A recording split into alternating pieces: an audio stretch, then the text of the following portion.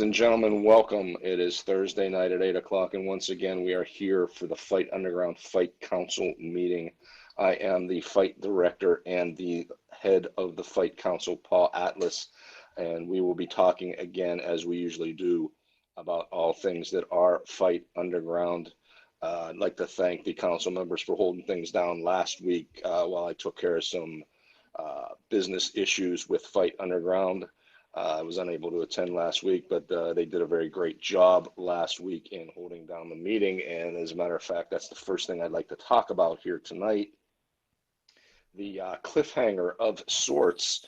And I don't have both gentlemen here with me this week. I really wished I could have gotten a hold of both of them live. I did talk to Dean Radford, and RPW is here with us live this week. We need to discuss a little bit further this Super Hentai situation. RPW, can you provide a little bit of clarity here? Sure. So when we were given the challenge of signing somebody that was a huge unsigned talent in the Pittsburgh area or the 100-mile radius area, the first thing that I did was I reached out to Super Hentai. I've known him since well before I got my wrestling boots. So he was the first person that I thought of, and we talked for a bit, and things didn't kind of go my way right away, but it took some coaching and some convincing, and then finally he had agreed to sign on to Fight Underground under my leadership.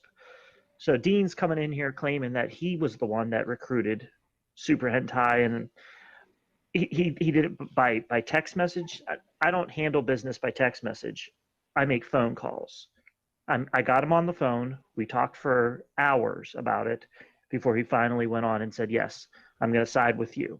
And then to clarify everything else, this past week, I've had multiple conversations with Super Hentai. We went over some strategy. We talked some business. And again, he's siding with me. So I don't know what Dean's whole story is, but it's definitely not true. Well, I can say that I did, like I said, I was able to talk to Dean earlier this week in regards to this controversy, if you will. And, he's bringing up the fact that, hey, Dennis Gregory has been signed to Team Radford, and, where Dennis Gregory goes, Super Hentai is usually not far behind. So, he is still claiming that he has the rights to Super Hentai. So I'll tell you what, here's what we're going to do. We're going to get it right from the horse's mouth. Next week on this program, we will have Super Hentai here live with us on the council meeting. Hopefully RPW and Dean Radford will both be able to join us at that time, and we can clear this up once and for all, because you know what, I don't like this air of mystery, if you will, about what's going on here. Both you guys are laying claim to this. We're going to find out once and for all next week what's going on. I'll make sure that I clear my schedule. I'll talk to Hentai this week, and I will guarantee him to be on here at the next council meeting. All right, that's what we need here. We need clarity, and that's what we're going to get. And speaking of clarity, that brings us to Area 2 has been definitely signed.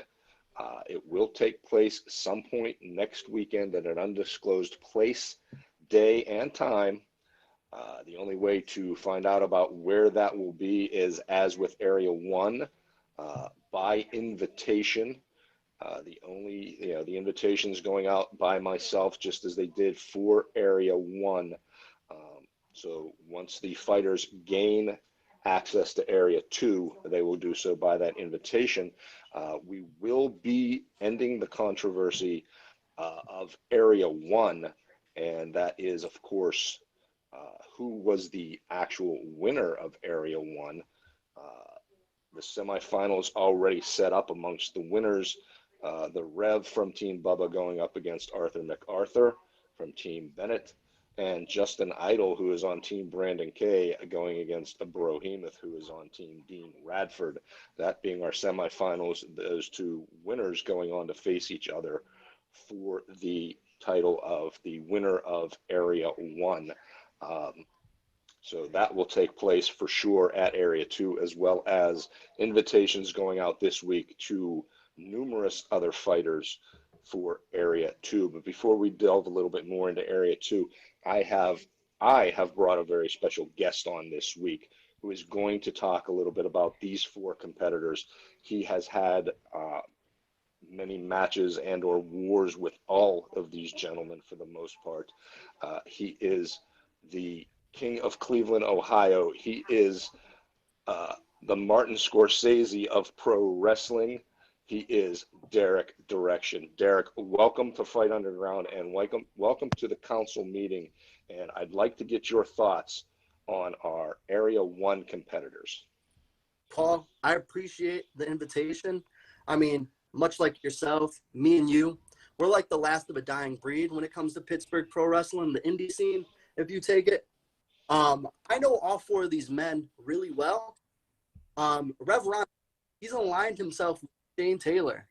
And Shane Taylor, he's synonymous amongst Pittsburgh pro wrestling. We all know that. So if Shane Taylor is going to go into business with this guy, obviously he knows what's going on. But I'm going to bring my attention to Brohemoth. Brohemoth is a massive man, and Dean Radford's drafted him, essentially. And Dean Radford is much like us, much like the last of a dying breed in Pittsburgh independent wrestling. So Dean knows what he's looking at. But I'm going to bring this to my favorite here. I'm not even going to talk about Justin Idol because, he's old. He should just hang up his boots. This isn't the early 2000s. I'm going to bring this to my pick here, Arthur MacArthur. Now, I watch these shows every week, and I see everyone in the comments, bickering back and forth, talking about how they're the best or who have you ever beaten. Arthur MacArthur now is my prize student. He came from the AIW Academy. You can say that I used the magical gift of filmography. I dove back in time and I sorted through the Lindberghs and the Gatsbys, and I found the strongest circus freak of them all, Arthur MacArthur, Artie Mack. So I'm just going to sit here and I'm going to put some respect on Arthur MacArthur because everyone in Fight Society, Fight Underground, they need to respect Artie Mack because he may be young, but he's a World War veteran. He's the strongest man from the land. And I've single-handedly built him to become the next great thing in Pittsburgh pro wrestling, much like myself. So, Paul, that's pretty much all I have to say here about these guys. A very smart man, knows exactly what he's talking about. Okay, Dash Bennett joining in here on the conversation. Of course, Arthur MacArthur is on Team Bennett. I have to say, Derek, I think that yes, Arthur MacArthur brings something unique to the table in his throwback Carney style of performing. With Shane Taylor. I mean, all these guys are the tops without a doubt in Fight Underground right now. They're all winners of Area 1.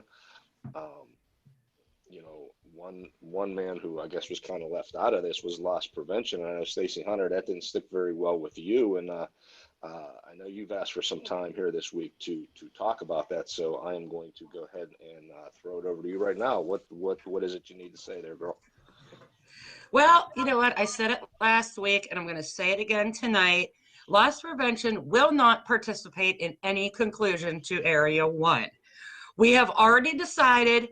I have decided. I'm a council member. I can make this decision. He is already the winner of Area 1. He's 2-0.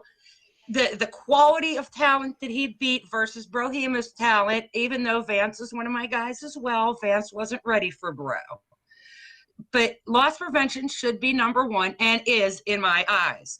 And also, I'm not placing him in any tournament in Area 2. The guys are so jealous of me. The fix is in, I'm telling you. These guys cannot handle the fact that I'm going to beat them. These guys all know what I can accomplish and what I've done, and they're worried about me and what I'm going to do. If you're so worried about that, why don't you just put him in the tournament? Let him show off what he's capable of, in your opinion. He's already showed it off. Why don't you worry about your own team and don't worry about my team, okay? Well, I wasn't there for I Area have- 1. I wanna see the true winner of Area 1. So I'm unbiased at this point. I want to see who the best competitor is. And if you're saying it's And loss that's prevention, loss prevention. but he's not involved in the tournament. I think you're Because just he's holding too the good to map. be in the tournament. Or maybe, He's too good. maybe Stacy is scared.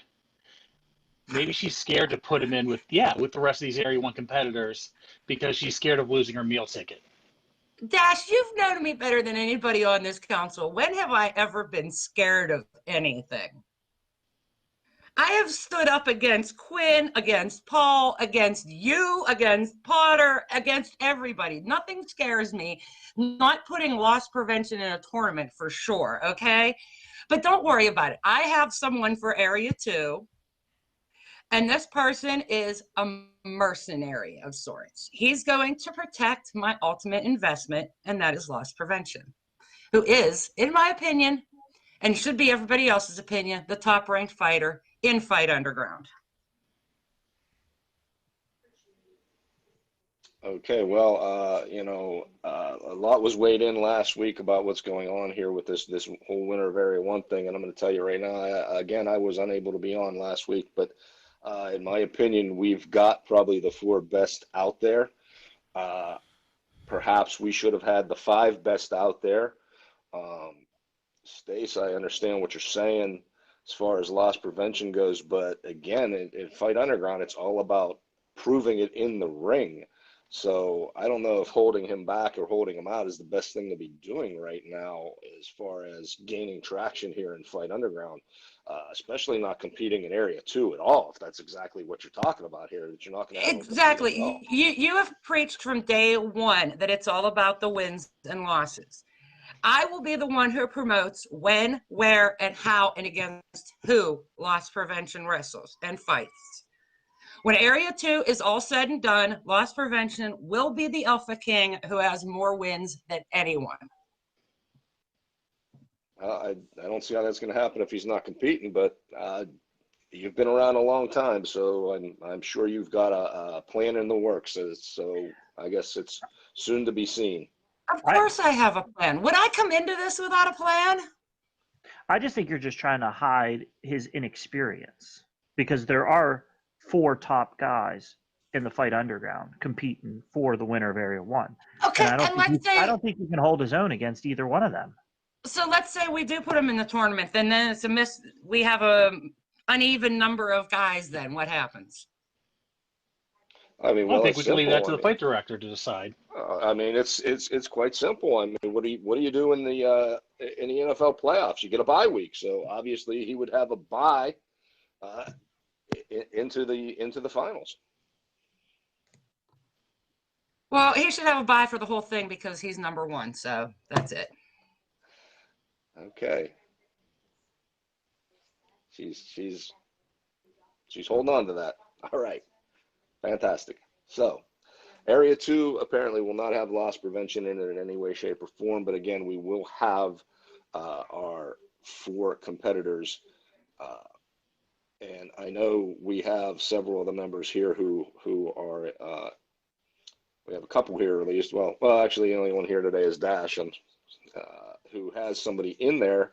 But so I'm going to go and talk to the folks who don't have anybody in this and see exactly what they think as far as Area 1, who they feel is going to come out on top amongst the 4 semifinalists. RPW, I am going to start with you. Give your opinion on this opening round semifinals. The Rev against Arthur MacArthur. We got Justin Idol and Bro Hemoth. Those winners face off. Who you going with? This is tough because I've said since I've been part of the council that the Rev is the total package. Everybody remembers their first. The Rev won the first match. I'm going to go with the Rev for his match against Arthur. Arthur's inexperienced as opposed to the Rev. Rev has been traveling. He's been working hard. The other match, Justin Idol and Bro Hemoth. I've been in the ring with both of those guys, and they both pushed me to the limit. But Bro packs a pretty heavy punch, and I'm going to go with the finals being the Rev and Brohemoth, with the Rev taking it. Again, everybody remembers the first, and the Rev won the first match. Taking the Rev. All right. Yes, our very first ever winner in Fight Underground. Now, Stace, I know your thoughts on loss prevention. Let's just focus in on these two matches that we have set up. Out of these four competitors, give us your insight into obviously who's going to be in behind loss prevention, as you've already stated. You feel So who will be number 2 in Fight Underground? Well, I said it before the whole draft even started that I thought the Rev was on the exact same level as loss prevention. Taking nothing away from Arthur MacArthur, I think he is a fantastic guy, or fantastic wrestler, but I'm going to go with the Rev over Arthur on that one. And with Justin and Bro, I think I'm going to go with Justin because of the experience. Bro may be able to hit hard and, beat the crap out of Justin, but I think there's still some of the old Justin left, and I think he's going to show us. All right. And who are you picking to win it all? Well, I hate to interject here, but these two people, Go ahead, Derek. they are bananas. How are you guys going against Arthur MacArthur? He's a World War veteran. Are you guys not patriots? I mean, Okay, listen, first of all, hey, child, shush. You don't interrupt me, okay? Tenured Pittsburgh This legend. is my time. My time. Robert Parker knows I'm a legend. Don't care. It was my time. You should. I am speaking. All right, lady. To win it all, I am going with the Rev. You're crazy. Crazy. Yes, but that's besides the point. So Derek, I mean, everybody seems to be selling Arthur MacArthur short. The man squats like 600 pounds. Have you seen his quads? His quads split. He is a genetic masterpiece. I mean, it's insane. He may be the strongest man in this promotion today. All right. Well, Okay, I never said he wasn't the strongest man. I just think Rev's the better wrestler. I don't know. I've seen the Rev for a very long time. I mean, I watched the Rev and Brian Bowers kill it before. I'm just saying. I call it like I see it. And Justin Idol's very old. Brohemoth, he's kind of a bigger guy. Is there going to be enough gas in that tank? I don't know. In the Rev, he is all glitz and glamour. Arthur MacArthur is a total package. Okay, so right now we seem to have some split controversy here. Our two council members all going with the Rev. Derek Direction, who is new to Fight Underground, and I mean, yeah, Arthur MacArthur really well. I know that's for a fact. You trained the man. I don't know how much stock I put in the whole weightlifting portion of it, because at the end of the day, it is all about fighting and wrestling, but strength will come into play. There's no two ways about that. It's just, will he have enough to do it?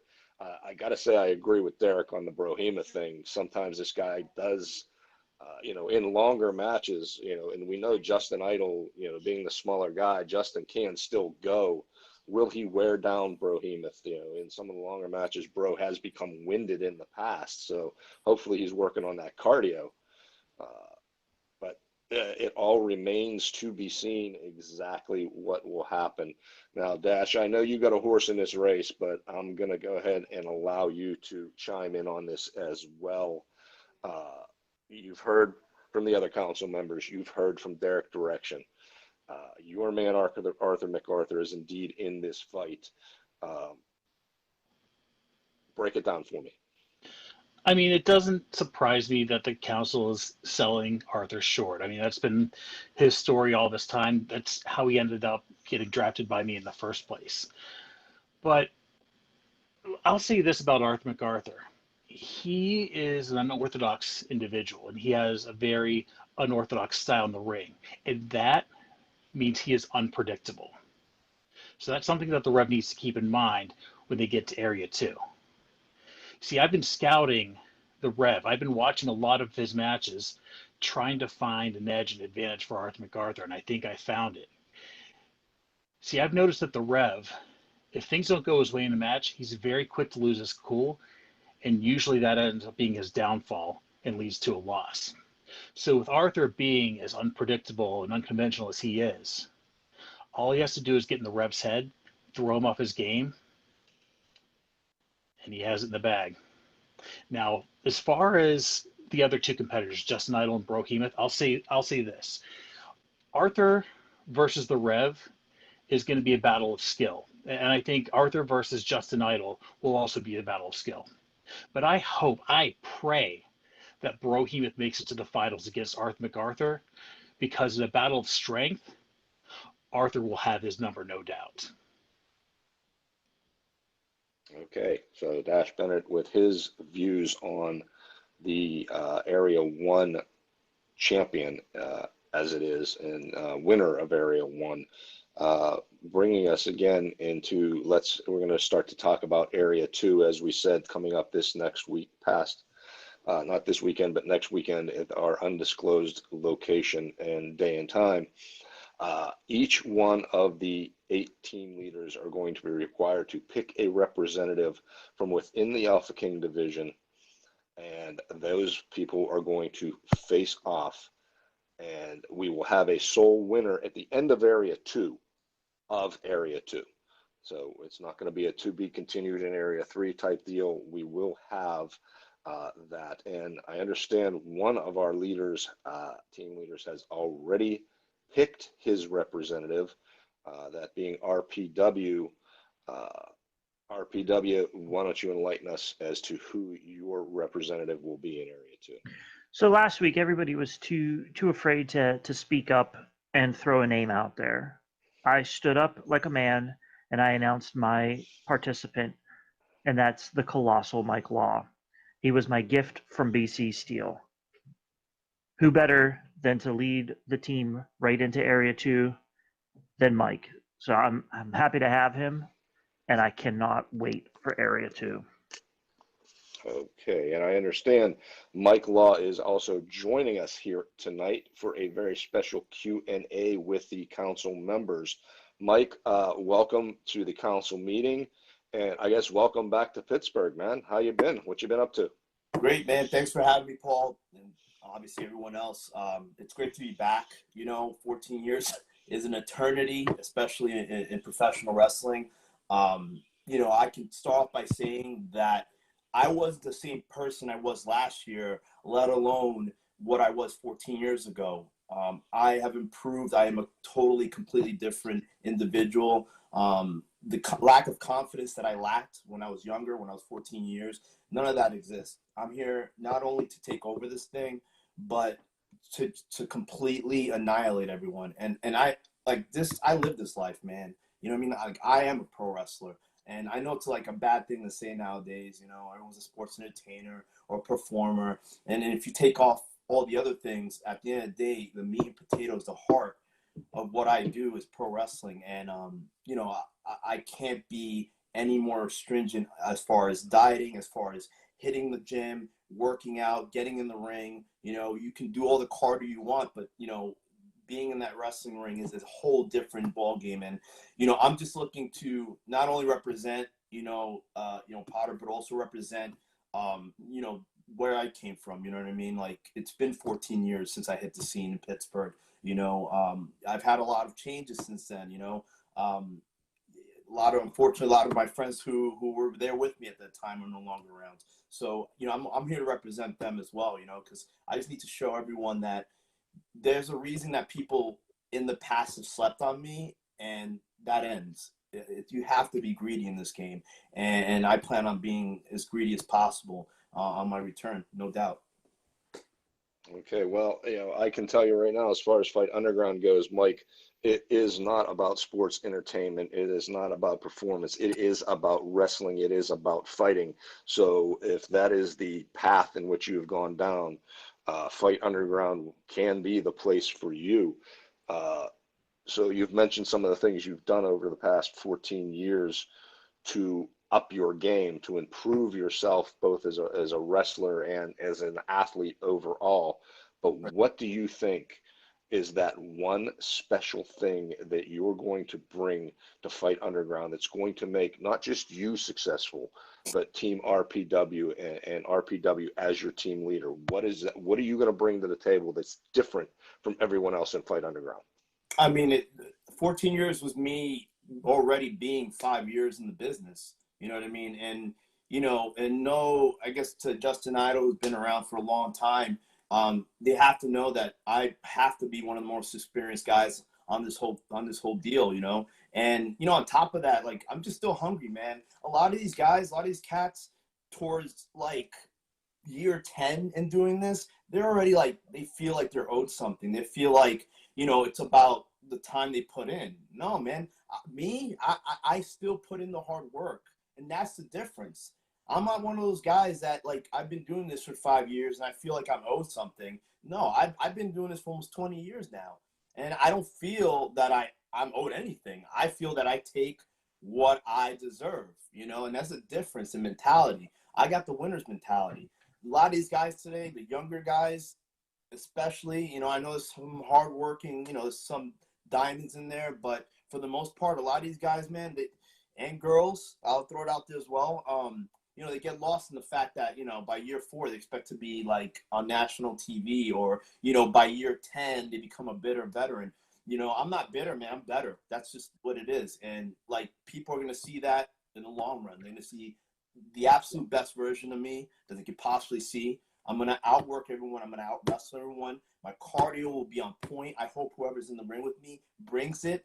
I hope they bring the physicality, because I'm not here to, like, play around, man. I'm here to fight somebody straight up. Like, I put a lot of time in this industry, and I'm not saying that for any sympathy or anything. I just want people to know this. There have been levels in the wrestling business from where it started in 1998 to what it is now. And I bring that toughness that when I started training in 1998, I bring that to the new era of professional wrestling. And I'm bringing that to the Fight Underground. And that's the difference. You know what I mean? I have the experience factors of having to go through all those different times in the wrestling industry, whether it was a time frame where it was a more hard-hitting style, or, you know, where it was more of a light heavyweight, fast-paced style, or now, you know, it's just all different phases of the wrestling business. And I've been through all that, and I've wrestled some of the best. So I have that experience, and that's something that you can't buy, that you can't teach it. You certainly can't manufacture it.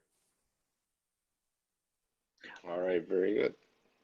I remember the first time that I met Colossal Mike Law. I'm going to take it back to 2003. At a certain company, there was a tryout, an open tryout. Invitations were sent out all over the world. And of that tryout, 2 people stood out. 2 people came in there as virtual unknowns, and they completely shook the foundation of all the boys sitting ringside.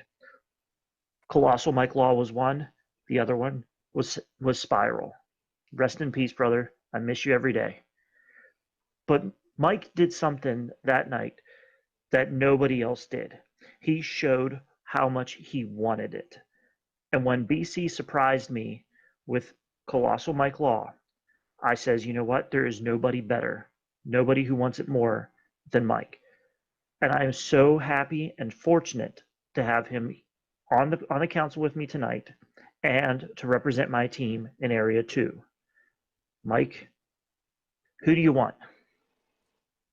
I want the biggest and baddest, man. It's never been, to me, it's never been like an easy path. Not the ass kisser, not the political guy, not the guy who had to go in there and drop people's names to get himself, you know, promoted or booked anywhere. I always worked hard for mine, and I pride myself on that. You know, whether you like me, love me, or hate me, I've always worked for my opportunities. I've never been given anything. And same here, man. Like, I'm here to do not only myself proud, but like you said, Spiral, God rest his soul. You know, I've had that happen. I've had the losses in my life. You know, my mom died this past year. You know what I mean? So this has all hit me. To me, it would have broken down other people. And I see how people are nowadays, and they hate the world. No, man, I love this life. You want to know why? Because every day that I get up is an opportunity for me to get better. Okay. While some people are feeling bad for themselves, and there are legit reasons and situations, I don't. I go out here and I put my best foot forward and I work harder than anybody. And that's why I deserve this. I deserve more opportunities because not because I've been here and I've wrestled for some odd years. No, I'm going to do with that. It's not about the time. No, it's about the effort and the hard work and the dedication that no one else is willing to do anymore because everyone wants a hand me out. I'm not like Potter. You told me when Ben BC Steel came up to me and said, "Hey, you want to come back after 14 years?" I said, "Of course, man. You know, for you guys, anything, because you guys are family to me. You guys have been there since 2004 when I had that tryout, you know, in the aforementioned indie company out there. And to me, that same hunger to prove myself to you guys back in 2004, that still exists. Can some of these guys ask themselves that? Can some of these guys get out of the bed tomorrow night, tomorrow morning, and say to themselves, hey, I still want this life? No, they don't. They can tell you to do, but they won't prove it. And I can tell you when I look at some of these guys, and that's everybody, they're not at the same level that I'm at. It's just the truth, man. All right. True words from Mike Law there. Stacy Hunter, I'm going to throw this one to you. A question for Mike Law. Well, I know very well what you're capable of because I managed you way back when. But unfortunately, I haven't followed your career since then. So my question to you is, can you tell everybody out there what you have done since then? You know, I mean, what haven't I done? I've wrestled outside of this country. I wrestled in other parts of the country in the United States. I've wrestled for FIP. I've wrestled for Beyond Wrestling, Limitless Wrestling. I've been on national TV facing Shane Taylor, Pittsburgh fame, and Ring of Honor. You know, I've won multiple titles, including the ECWA, the longest running independent company in the United States. I did win that heavyweight title. I've been in the ECWA Super 8. I've wrestled in the Dominican Republic, got flown up to Canada, you know, and I pride myself in it, you know, because this was all done through hard work. Could I have taken the easy road out? Of course, everyone can. That's the easiest thing to do, is to leech on to somebody. But I've never been that way. I've made my own path. And it's taken me long. I'm never satisfied. That's the difference. Some of these goofs today, you know, they get their name in a magazine. All of a sudden, it's like, oh my God, you know, I made it. No, man, I still haven't made it. You know, I've done stuff for national TV companies. It does not end for me because the hunger that I had when I first started, when I was 15 years old, 1998, that still carries over 20 years later. You know, I love this. I love pro wrestling. I love pro wrestling. Sometimes some of the other things a little bit, you know, questionable, but I think Fight Underground is right down my alley. It's right exactly where I need to be in my life, and that's going out there and in a no frills fight. And that's what it needs to be. And I can't wait. I'm excited to bring it back. I'm excited to bring my style back, the style that I've accustomed myself to, in order to kind of be a little more physical. You know what I mean? Be dynamic, and you know, I don't think whoever I face is going to be prepared at all for when we get in the ring. All right, very good. Stace, while I got you here, now you've already stated loss prevention will not be participating in Area 2. I'm going to put you on the spot. Who are you bringing to Area 2? Well, like I said earlier, I have sort of a mercenary that I'm going to be bringing. He's going to protect my investment in loss prevention as well as create havoc within Area 2. I'm required to have a representative, so I've picked this man.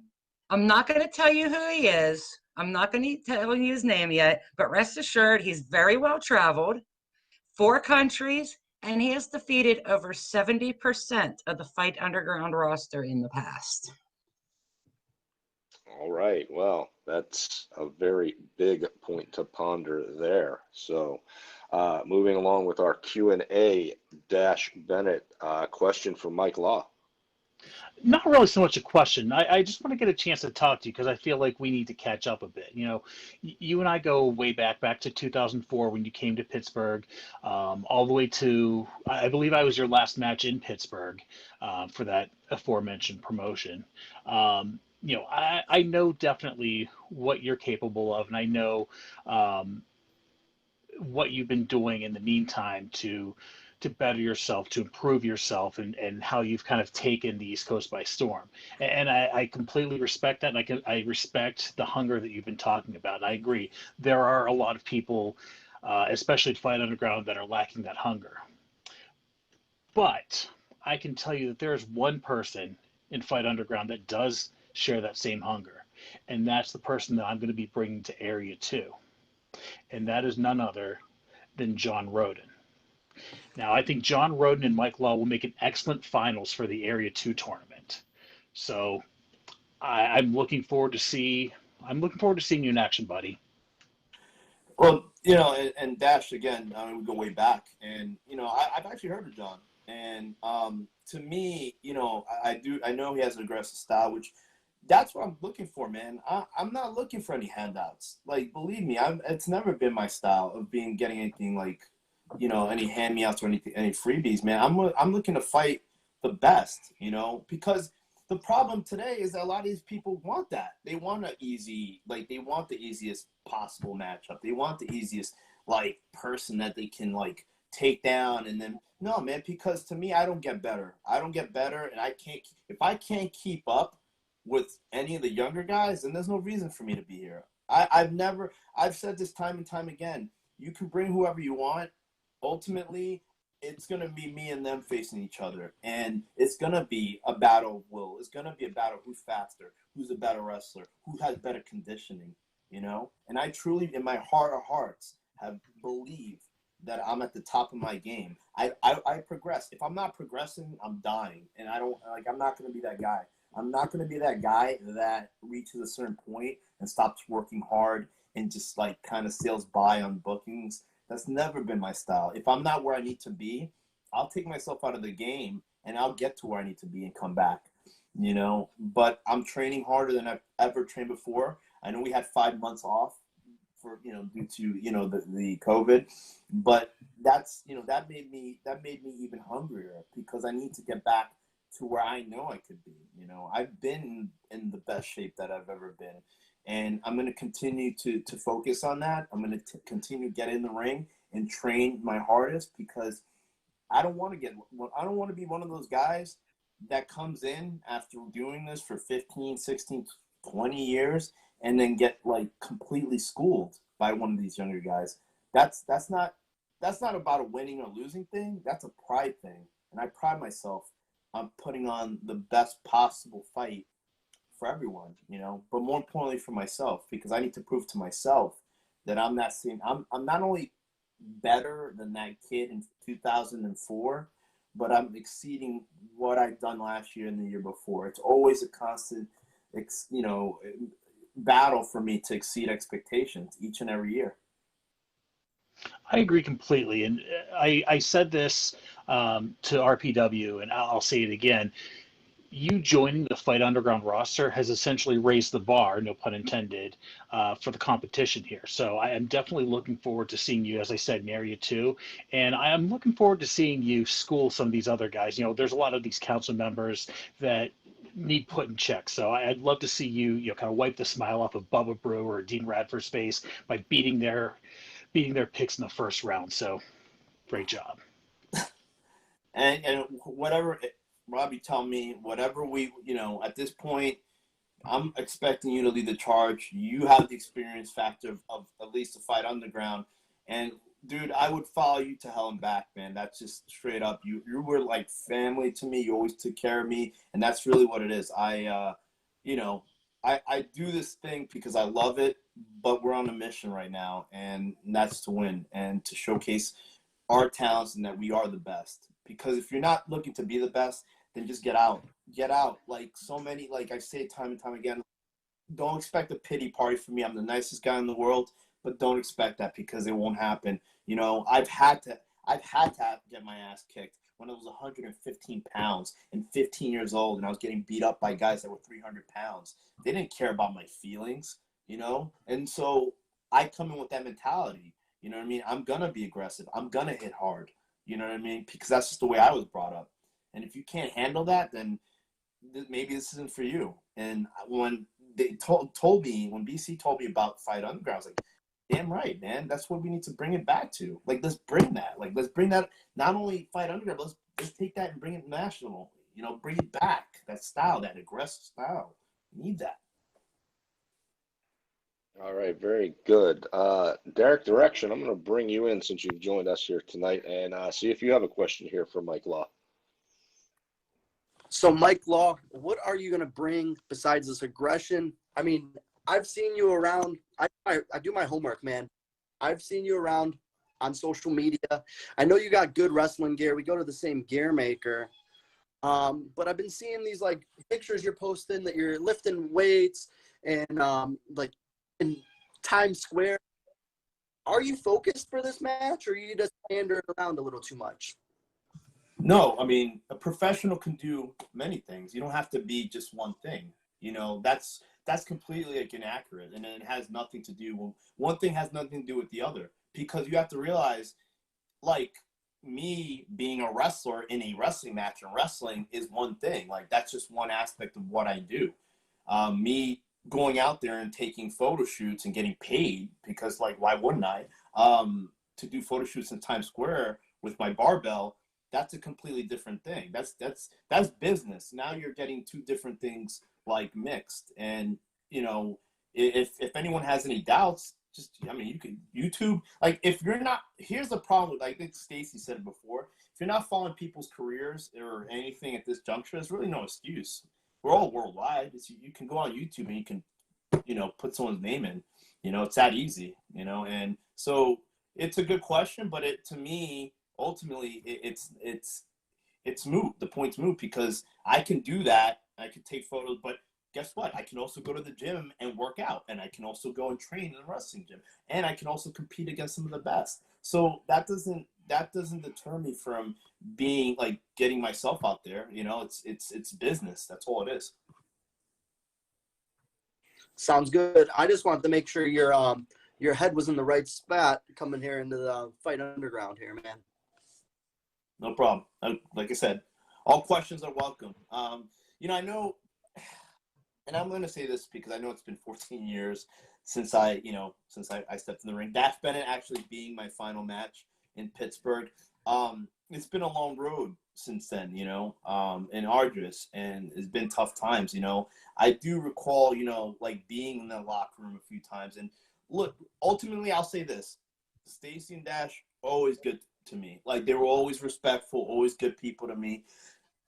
Like, I never felt like those two were trying to get, you know, like, get over on me, you know. And that's important, because I was a young kid, you know what I mean? I'm not gonna sit here and say I was all knowledgeable. You know, it took me a long time to not only find myself in wrestling, but also, like, learn who to trust, because you can't trust everybody, even the people that pat you in the back and say you're doing a good job. You know, we all know better. I mean, most of us do.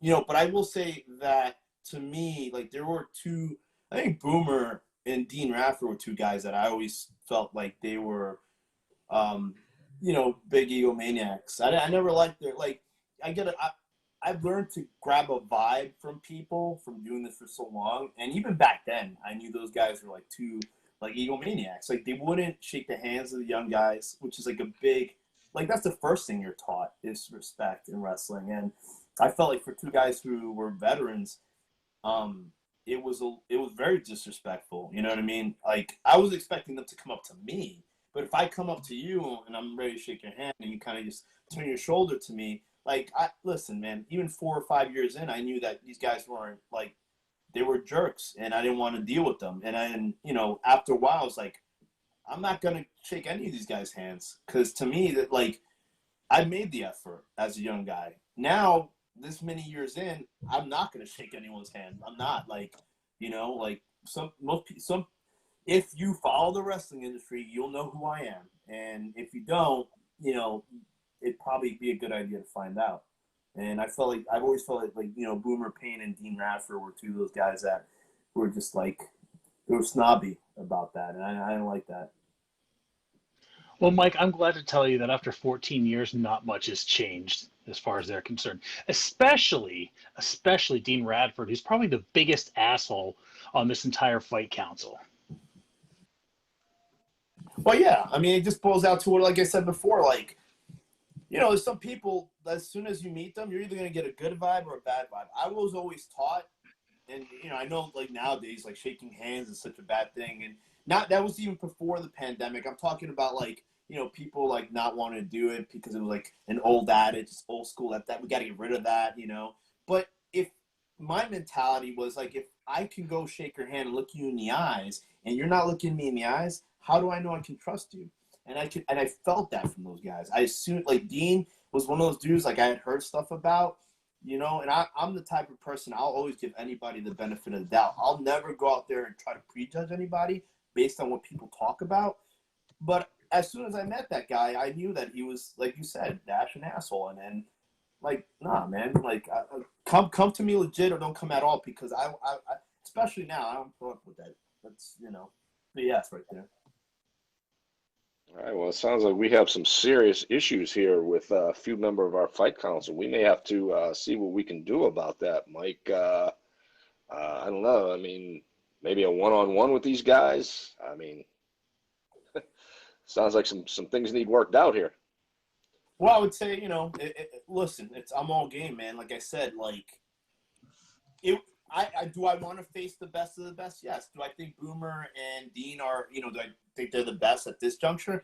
I don't know. Like, I have to see for myself firsthand where they're at, because, I only want the best, because if that makes me better, what I mean? It makes me up my level in my game. But as far as, like, disrespect, stuff like that, yeah, I'm willing to go at it with somebody for being disrespectful. That never goes out of style. That never, it's never like something like I'll forget, or I'll be like, okay, let bygones be bygones. No, man, once you disrespect me once, I remember that. You know what I mean? I'll keep that to my death, because I know, like, there's only been a certain amount of people that have come at me like that. So if he's one of them, which I know he was, then I'm never gonna forget that. I'm not gonna be in a locker room like, hey, what's up, brother? Like, no, get out of here, man. All right, well, it sounds like what we may need to do is get a special stream going here with you and Dean and Boomer, RPW. You can sit in on it. We may have to set that up. Listen, I'm here next week, man. Like, it's a few days before this thing, and I'm down. I'm down to, see what's up, because the thing is, like, again, it's a respect thing, and I know, Paul, you're big on respect, and everyone here is, pretty big on it. I've been in locker rooms with most of you, and the thing is, it's like, I can't see myself, like, I'm not that scared, 20-year-old kid from 2000. Like, I don't need to beg anybody for a spot anymore, man. I've worked my ass off. I've put in the work, and I put in the effort each and every time, and I'm better than I was yesterday. So there's no reason for me to be scared. I'm a grown-ass man at this point. I'm not a kid that's looking to get accepted by any of the veterans. I am one of them. Hey, Paul, can I chime in here for a second about, I want to give Mike Law the best opportunity. Let's throw this out there. Boomer, you have Beastman. Let's bring the biggest, the baddest guy in Fight Underground to Area 2 and watch Mike Law walk all over him. I'm going to throw that out there to Boomer. I want to hear your response. All right, so there we have it. An open challenge for Area 2 for Colossal Mike Law to go one-on-one with Beastman. I'm all for it, to tell you the truth, RPW. So let's see if Boomer can put that money where his mouth is and have Beastman step up. Without a doubt, I would sign that match in a heartbeat. As far as I'm concerned, it's a done deal. I mean, let's see what Boomer Payne has to say. Again, I think we should set up a stream here, get you guys all together, and let's work this shit out. I mean, that's the way it is here in Fight Underground. We settle everything in the ring. So, let's get Beastman in there. Come on, Boomer. We need your answer, brother. Somebody needs to step up and start adding some people to this area too, because nobody seems to be man enough but myself and Dash about putting their competitor into area 2. Yeah, I mean, I hey, said earlier that my person was going to be in area 2. Did you not listen to me? It's Of your course, your no. Just person. Stacy's Yeah, you didn't talking. tell us who your person is. Yeah. That, that, You that don't need to it doesn't know. count. You don't need to It doesn't- know. Doesn't exist. Guys, it's gonna Yes, be it does. Stacy in a wig. Her mercenary. It's gonna be her mercenary, guys. Whoever that may be. all right. You guys Area keep running your mouth like you always have, and once again, like I always have, I'm going to prove you wrong. Well, I got a question for Stacy real quick. If you were, Yes, sir. I'm not trying to like. I'm really not, because like I said, you always were cool with me, and back in the day, you never, you were very respectful and cool. But like, if you are as confident in your talent as you say you are, then why not mention the name? Like I don't understand. Like, like there's no reason to hide anything here. Like we're all grown adults, and we're all talking. This is business. Like. I don't get The it. element of surprise. I don't want the council members to be able to prepare for them. They should make that mandatory. I'm sorry. That's a little, like, they should make it mandatory that you say who's representing, because like who knows, like if this person gets injured like a day before this thing, you know what I mean? Like that's one thing, but the fact that like you're just kind of beating them around the bush, I don't understand that. Like if I had confidence in my guys or whatever, I'm gonna name them, but that's just me, man. I don't know. I Or agree 100%. Maybe they just don't exist. Maybe there is no guy. Possibility. My point exactly. All Scrambling right. around, wait until the last second. I ain't waiting for shit because I am very confident. I just don't have to tell you anything. All right, Stacy Hunter is going to allow it to remain a mystery. So on that note, we are going to wrap up for this week. We will be back next Thursday, and we will be closer to Area 2 becoming a reality. We will talk further about the situation for Area 2 and how we'll be setting up, hopefully, some more of the matches for Area 2. Right now, I would like to thank Derek Direction for taking time out of his busy schedule to join us this week, as well as Colossal Mike Law. It was a great honor to have you on this show.